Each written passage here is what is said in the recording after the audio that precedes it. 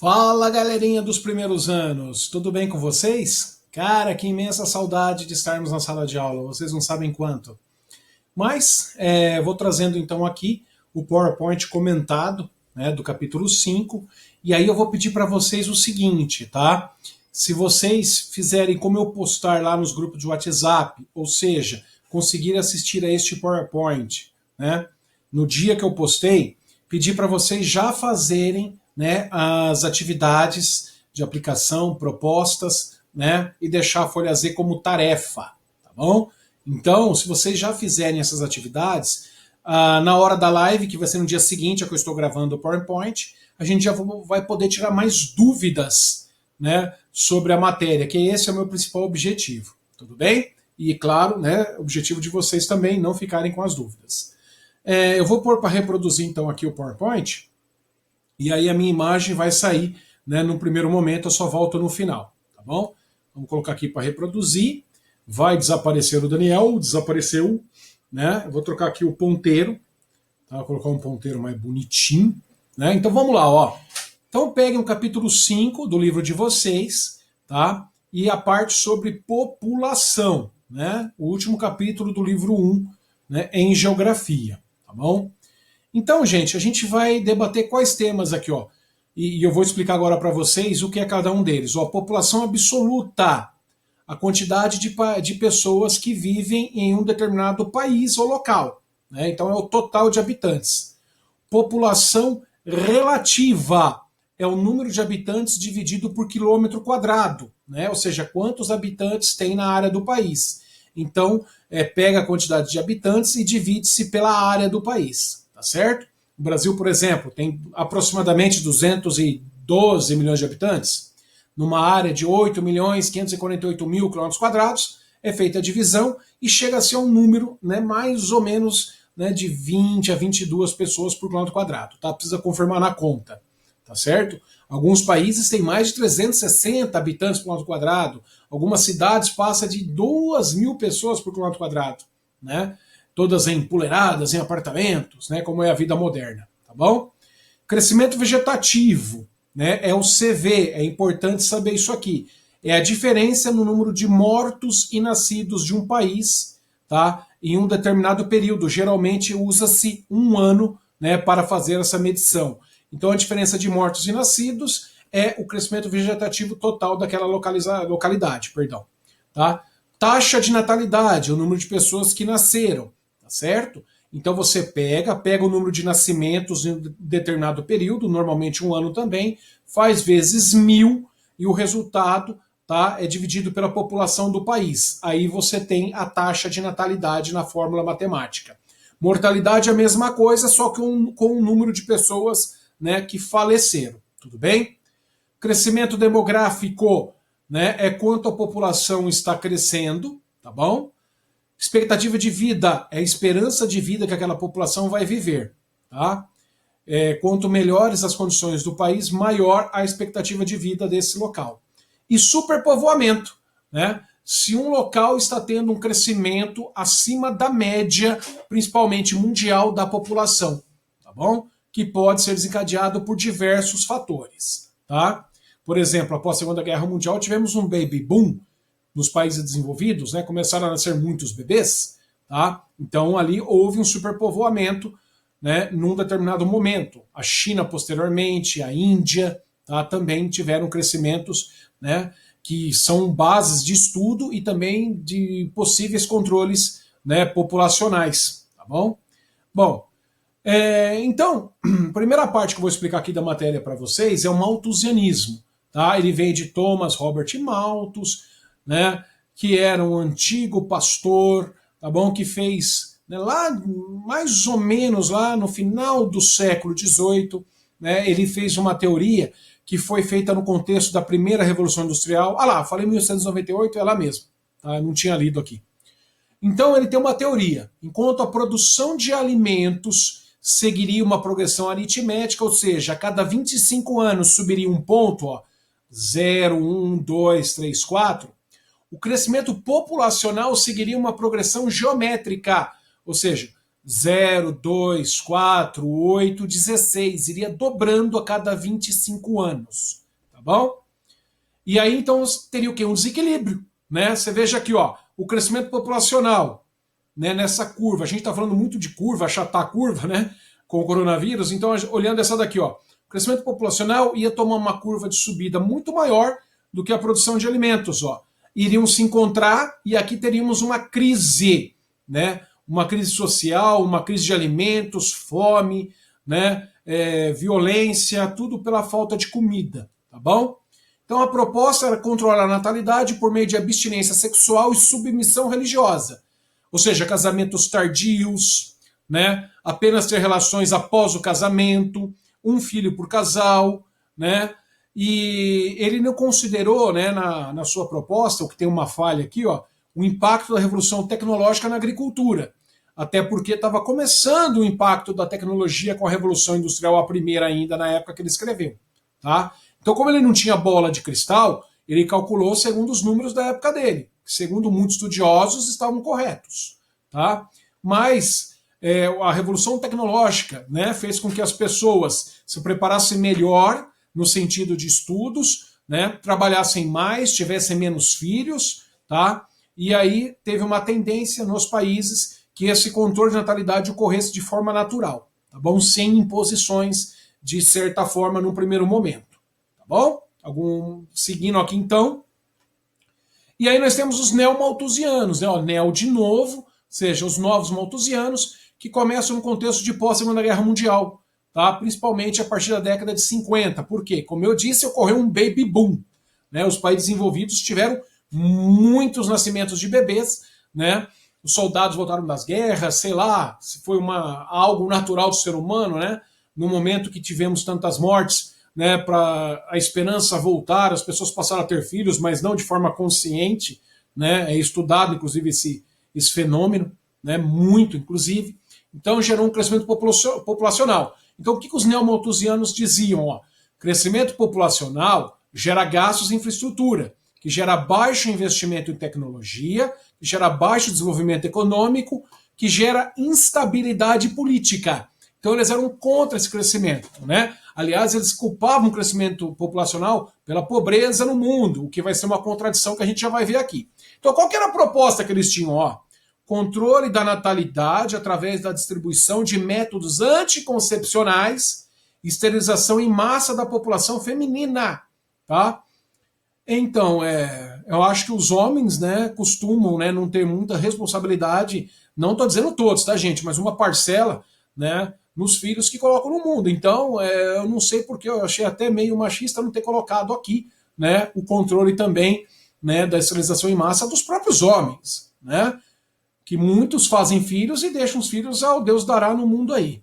Tá? Mas, retomando aqui o assunto central da matéria, eles inclusive acreditavam que uma guerra poderia ser boa, né, para diminuir a população do planeta. E no caso de uma epidemia, uma pandemia como estamos vivendo agora, ela também traria benefícios, né, para diminuir a população. É polêmico a gente dizer isso agora, gente, mas isso que eu estou falando, eram falas dos neomalthusianos, tá? Que diziam isso daí naquela época lá, tá certo? Para diminuir a quantidade de pessoas no planeta.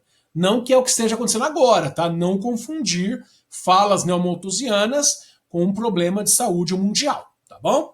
Qual foi a grande falha deles? Ó, não considerou a queda natural da natalidade decorrente do processo de industrialização e urbanização.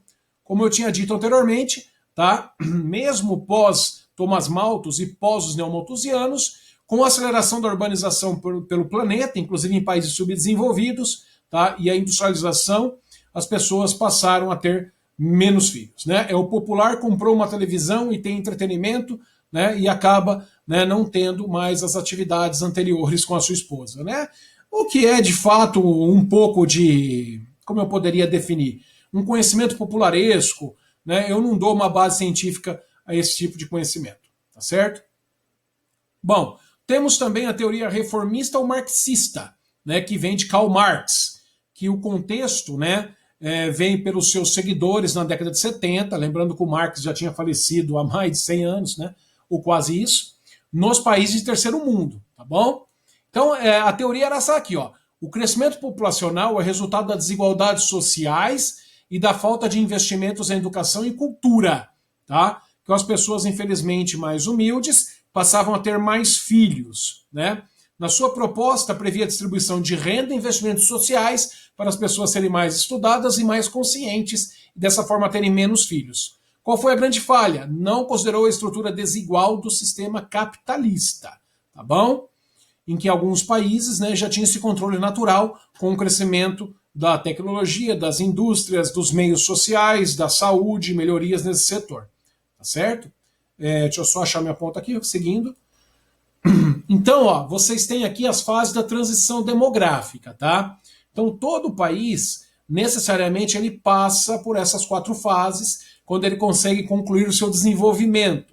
Então, a primeira fase, ó, equilíbrio demográfico, altas taxas de natalidade e mortalidade, ou seja, está bem zoado o país, tá? Não é porque tem equilíbrio que está bom. Então, você vê, ó, natalidade nascem muitas pessoas, mortalidade também morrem muitas pessoas, tá bom? A segunda fase, com o desenvolvimento, você tem explosão demográfica, ainda nascem muitas pessoas, e queda acentuada na mortalidade. Porque com o desenvolvimento melhora a qualidade de vida e as pessoas vão morrendo menos, perdão. Mas ainda temos muitos nascimentos aqui, como vocês podem observar por essa faixa. A terceira fase é transição demográfica, queda acentuada na natalidade, quando o país está no melhor nível de desenvolvimento social, tá? Então você vê, ó, natalidade começa a cair muito e a mortalidade com as benfeitorias, as melhoras na saúde também cai bastante. E por fim, a quarta fase, retração demográfica, queda no crescimento vegetativo. Então a natalidade cai muito, tá? E aí a mortalidade também é baixa. Aí é no caso de países como o Japão, como a França, né? Alguns países aí do velho continente da Europa, que estão estabilizados, né, economicamente, socialmente, e as pessoas têm poucos filhos, tendo até retração da população, como no caso do Japão. Quando eu cheguei lá para viver em 2005, o país tinha 127 milhões de habitantes. Hoje a população do Japão é de 126 milhões de habitantes aproximadamente. Ou seja, em 15 anos diminuiu 1 milhão de pessoas, tá? Porque não está tendo certa renovação, as mulheres ainda participam, né, as mulheres que participam do mercado de trabalho, elas acabam não casando, que se casarem lá na cultura japonesa, elas deixam o trabalho, né, então muitas seguem solteiras, tem muito aborto, porque elas não querem largar o trabalho, dos maiores, se não for o maior índice de aborto do planeta, é o Japão, né, tem até tratamento psicológico específico para mulheres que abortaram, clínicas especializadas nisso, tá, que depois tem toda uma lacuna, né, na cabeça delas.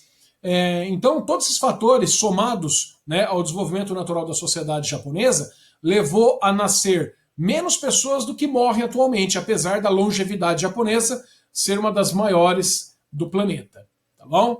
Então, outra coisa que precisa entender, ó, é a pirâmide etária. É com base nelas, que os governos fazem estudos demográficos, tá bom?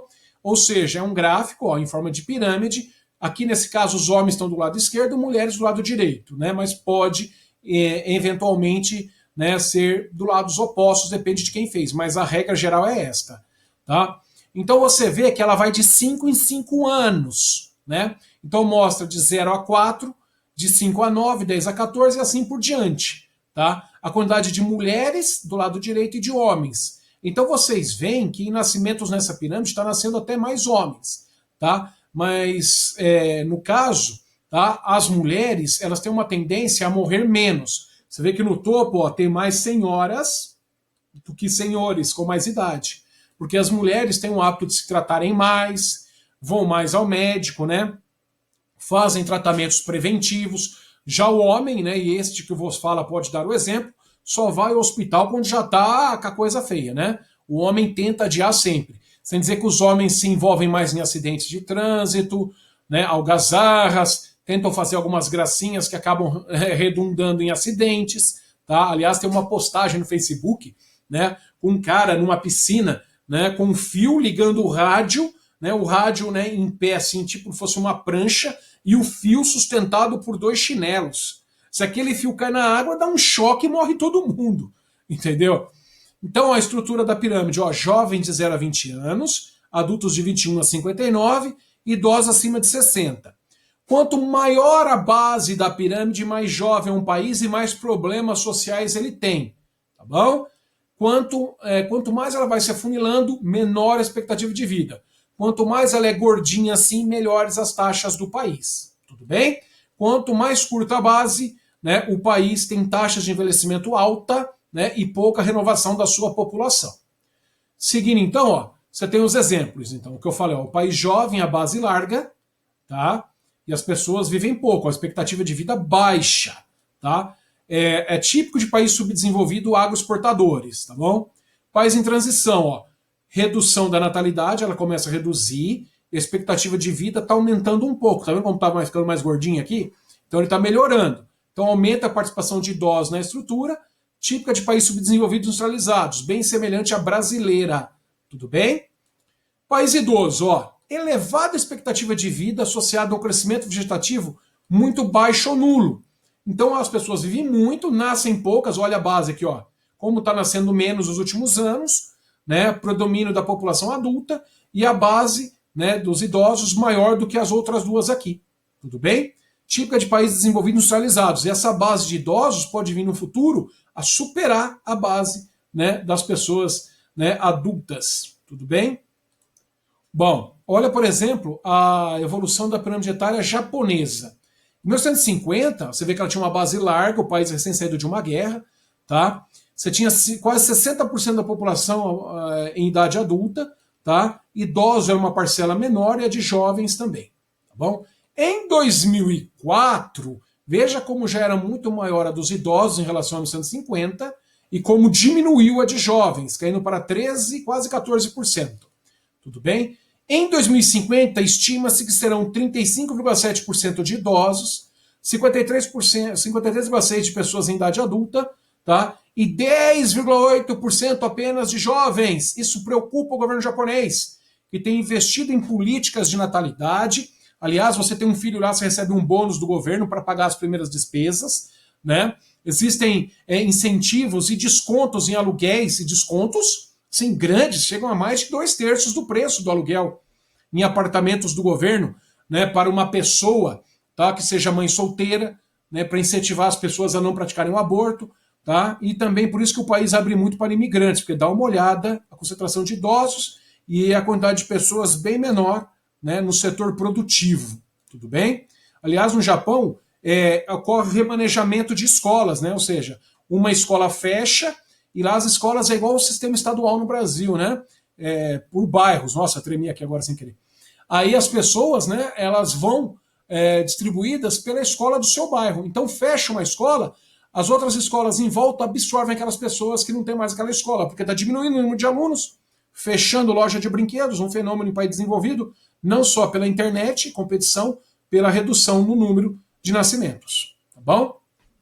Agora, estudar o PEA, a população economicamente ativa, e os setores, tá? Tanto da economia como setores sociais.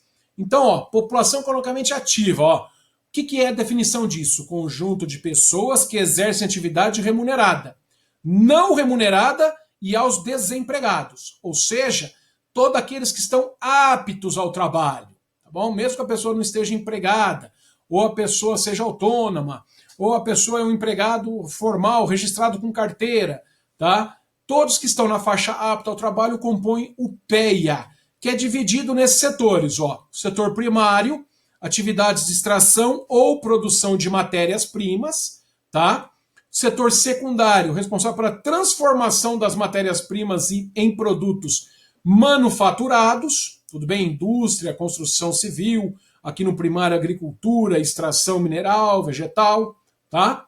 Setor terciário, comércio de produtos e oferta de serviços aos consumidores e às empresas. Ó, o acento é o contrário aqui, mas depois a gente corrige, tá bom? Então, serviços, bancos, áreas do direito, educação, transportes, todo mundo aqui está no terciário. Tá? Não quer dizer que uma pessoa no terciário não trabalha necessariamente com o secundário também, com o primário.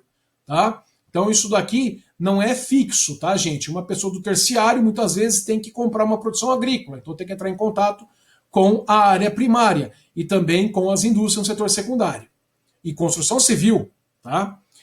E setores sociais, ó. Primeiro setor, o poder público, que é o Estado, tá? Segundo setor, a iniciativa privada, as empresas. né, que não são estatais, e o terceiro setor, as organizações não governamentais, as ONGs, que prestam ajuda a determinadas áreas da sociedade, por exemplo, órfãos, desabrigados, sem, né, apoio do governo, fazendo suas campanhas com a sociedade, pedindo uma ajuda, tá? E elas não são guiadas pelo governo, tudo bem? ONGs. No inglês é NPO, Non Political Organization, tudo bem? Então esses são os setores, tá bom? IDH, o que é ele? É um índice que mede a qualidade de vida nos países. Então, é índice de desenvolvimento humano, tá? Ele leva em conta 3 fatores, ó, quais são? Longevidade da população, quanto ela vive, a expectativa de vida, nível de escolaridade e grau de conhecimento, né, o quanto ela estuda, e a renda ou PIB per capita, ou seja, a riqueza do país dividido pelo número de habitantes por cabeça. É feita uma conta com esses 3 itens e dá um número que vai de 0 a 1. Aí como os países são medidos, ó, de 0,499 ou abaixo disso daí, tá? O país com baixo desenvolvimento humano, né? É um país que não é muito desenvolvido. De 5, né? Aqui, gente, apareceu 5,500, tá? Na realidade, gente, aqui seria 0,5. Esse 5 aqui também foi um erro meu. Vocês me perdoem, tá? Na hora de digitar, eu digitei um 5 sem querer. Então, 0,5 até 0,799 é um país com médio desenvolvimento, tá bom? A maior parte do Brasil se situa aqui. Por que eu falo maior parte? Porque existem, né, como Milton Santos, o geógrafo, definia, diferentes Brasis, entre aspas. Tem um país mais desenvolvido, um país médio e um país pobre. Então, tem áreas do Brasil que passem muito de 0,799 e áreas que ficam abaixo, tudo bem? 0,900, tá, a 1 são países com altíssimo nível de desenvolvimento humano, tudo bem? Dúvida até essa parte, né? Vocês vão tirar na live, que eu estou acostumado a perguntar a dúvida, eu perguntei aqui, tá bom? Então eu termino por aqui, vocês estudem, tá, pelo material, né, da metodologia Z, né, assistam as videoaulas lá, tá? Eu dei uma explicação apenas para guiar o PowerPoint aqui, tá? Então assistam na live, eu quero, né, reexplicar isso com as dúvidas de vocês mais presentes, que é bem melhor, tá? E também, né, explicar os exercícios, que é importantíssimo. Não deixem, por favor, de fazer esse exercício, gente. Conto com vocês. Valeu? Então, um abraço, se cuidem e fiquem com Deus. Até breve.